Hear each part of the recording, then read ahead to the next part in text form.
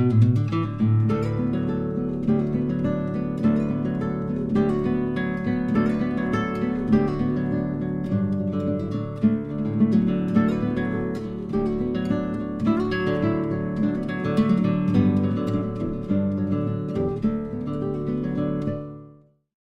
there, my name is Charlotte Green. Welcome to my workshop on how to add healthy probiotic foods to yours and your family's diet. They're also tasty enough for them to actually eat it. We are going to start with sauerkraut, and I know that's not anybody's favorite sounding food, but we're not going to do the limp kind that you put on hot dogs.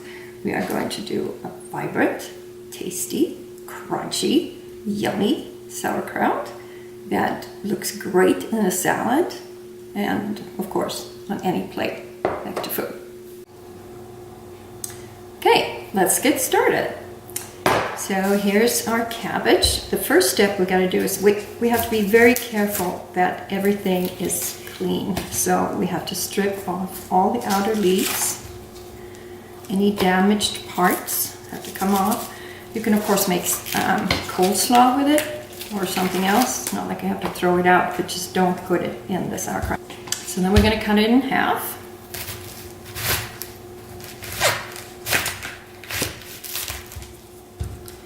And we are going to cut out the core, which is best done with a V-shaped cut. Like that.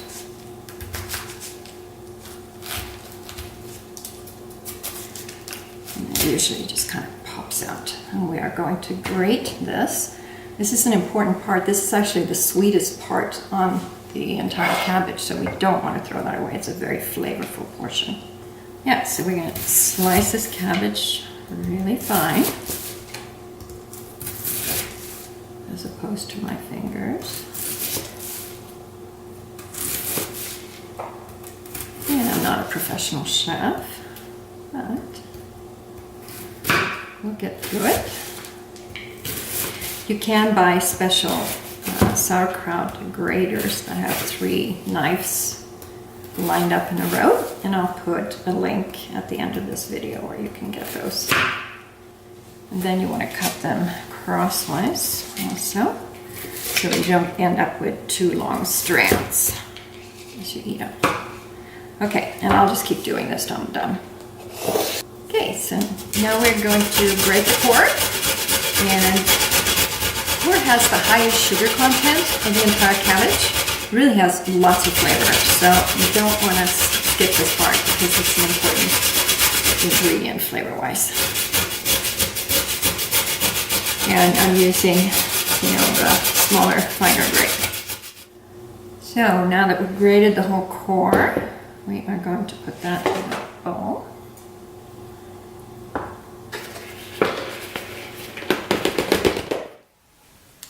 I've already sliced an onion. First halved it, quartered it, and sliced it very finely across.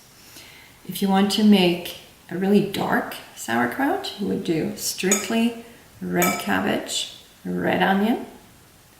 Or if you do green cabbage, it really looks best to have yellow onion. This is my pink, where I've used half red cabbage, half green cabbage, and red onion. And for each quart jar, we want to use 1 tablespoon of salt and 1 clove of garlic, which we mash. And then we're going to mix it with a very essential ingredient, which is the starter, which I have over here. What I've done is I've taken some liquid yogurt, poured it through a coffee filter that catches the solids, and now we have whey at the bottom, yogurt whey. I mix that up with the garlic. That disperses the garlic better, so you don't just get a lump in the middle of it. That's too strong. And now we're ready to start assembling. So now we are going to start assembling things. I will start with a layer of cabbage, like that. And on top toss some onions on top of that. Grab a little bit of the grated core and then sprinkle some salt. Repeat until another layer of cabbage, that, some core, some onion, and some salt. And we're going to be pounding this down to about half the volume. We really need to bruise everything really well so that the good little bacteria can penetrate everything and turn everything into wonderful sauerkraut.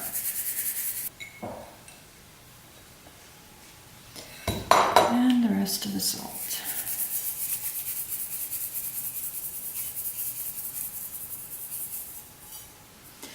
And then I'm going to take the whey, which is roughly a tablespoon. Now, if you think it's too much trouble to do this, with yogurt and create your whey, you can use 2 tablespoons of salt the very first time you make this. Personally, I don't think that tastes very good.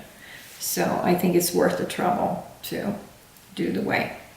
Once you have a batch of sauerkraut, what you do is you save a little bit on the bottom and use that as your starter for the next batch, and then you just mix it in with the other. So this is a one-time chore that you do.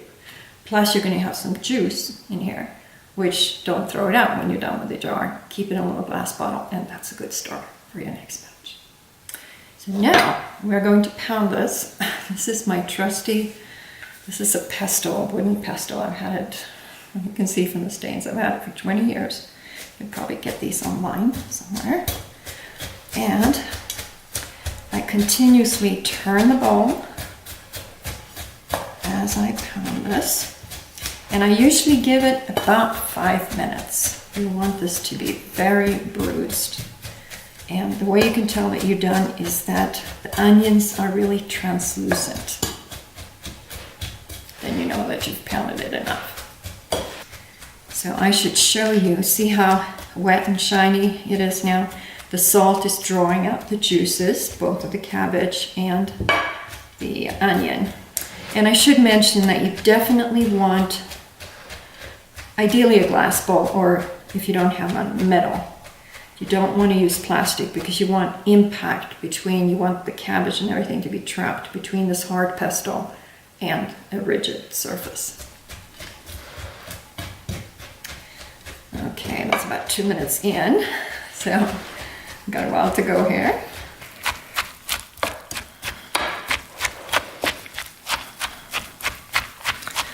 Okay, so if we kind of push down on this, we'll see that it's roughly half the volume because we, the shape of the bowl, you see.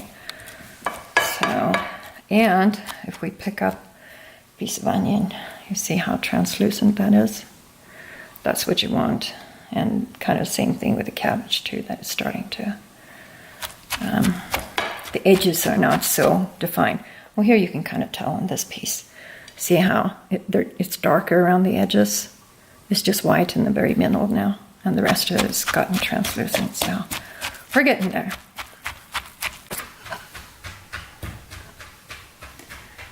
Okay. By the way, if you do invest in one of those cabbage cutters, those knives are serrated in a very fine way to where they really shred, they tear the cabbage as opposed to a clean cut with a knife. So the 5-minute pounding is, if you have a knife on the cabbage thing, it's much faster. Some people say you don't have to pound it all, but I always do.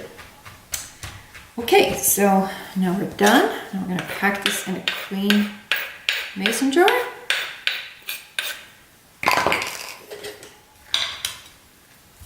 Whoops.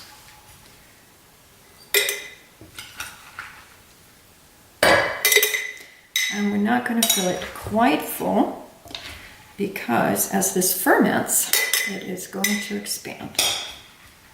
And we need to leave some room at the top for that.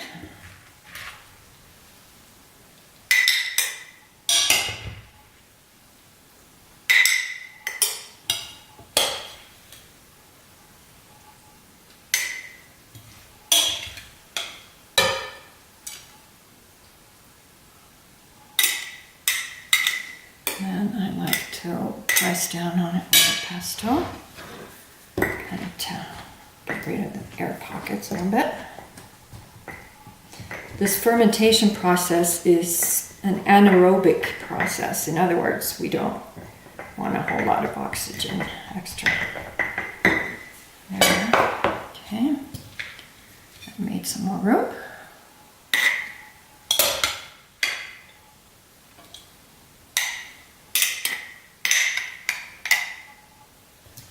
One more spoonful. Okay, that's about right. Yep. You want to leave room for expansion at the top. You see that? And now we are going to add about 1 inch of purified water. Very important. Absolutely no chlorine can touch this because it will destroy the bacteria. So move that a little bit out of the way. I'm going to add, and when I say 1 inch, I kind of 1 inch on top, and you kind of pat on it a little bit. It gets rid of the air bubbles in between, so that the water really goes down. So you want to go within 1/2 inch of the top of the jar. Well, like that. See how it's still bubbling? Air bubbles are still coming up.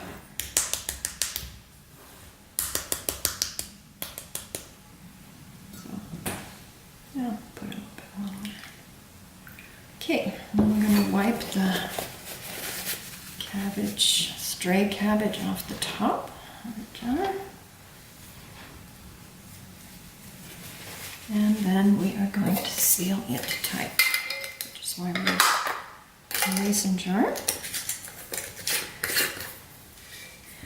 Now we're going to keep this screwed on really tight, airtight. And now this is going to sit in room temperature, almost slightly warm. I mean, on the warm side, room temperature. On top of your fridge is a great spot, if you can remember that it's there so you don't find it again 3 months later. But room temperature for exactly 72 hours, which is 3 days. So 3 nights from now, we are going to not open it, but we are going to start refrigerating it. And we are going to keep it in a bowl because as this ferments, it's going to start leaking. And it'll dye a white counter purple. So you want to keep it in a bowl. And also a warning that the juices that come out, they do have a smell to them.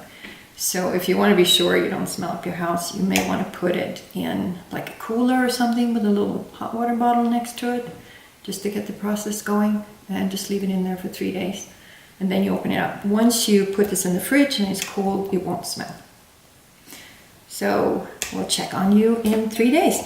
And chemistry, you see how dark this is? Compared to this, it's the bacteria, it's the fermentation that has turned this sour. This is now alkaline because of all the salt. And here's the sauerkraut finished, which is acidic. See you soon. So now it's 3 days later, or 72 hours. And I like to keep a bag over it to kind of control the aroma as it ferments. You take that off. And as you can see, it spilled quite a bit of juice, which is why I keep it in a glass bowl. We don't want to just open this because it's got a lot of carbon dioxide. So what we're going to do is first rinse it in cold water.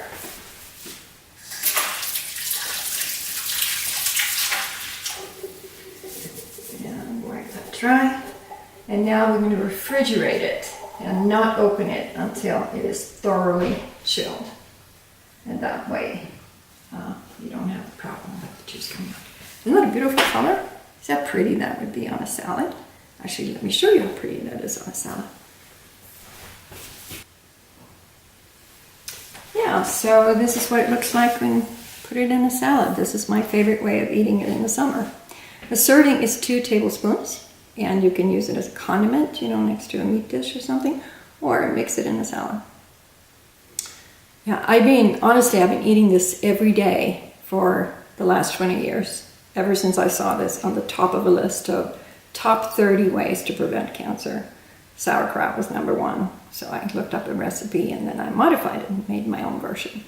And everybody I give it to loves it. So hope you do too.